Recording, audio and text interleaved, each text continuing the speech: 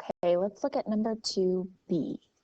So for number 2A, if you watch that video, we made a table. I'm going to go ahead and copy that table here. So if you have not made a table yet, I would suggest that you do that. I think it's a lot easier to visualize these problems. So we made an XY table, and we had X values and F of X values. So we had 1, 2, 3, 4, 5, 6, and 7. So my table here is a little bit longer than I need. And then we plugged all those numbers into f of x, and we got -4, -1, 4, 11, 20, 31, and 44. That is a -1. Okay, so this asks me to use a midpoint Riemann sum with 3 subintervals of equal length to approximate this definite integral. That's how we knew to go from 1 to 7.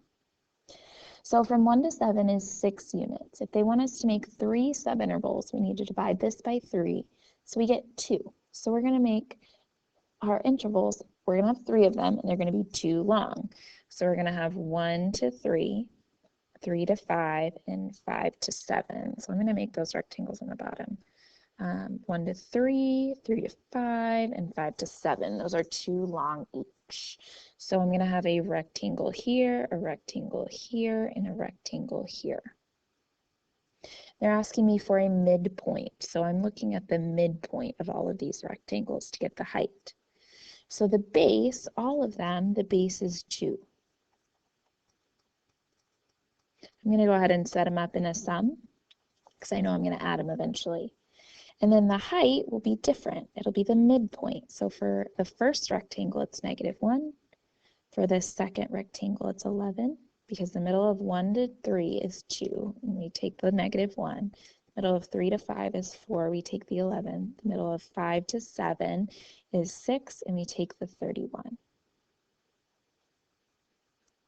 So then we just multiply and add that all up. We'll have a -2 plus 22 plus 62, and we will get a total of 82 units squared as our final answer, as the approximation.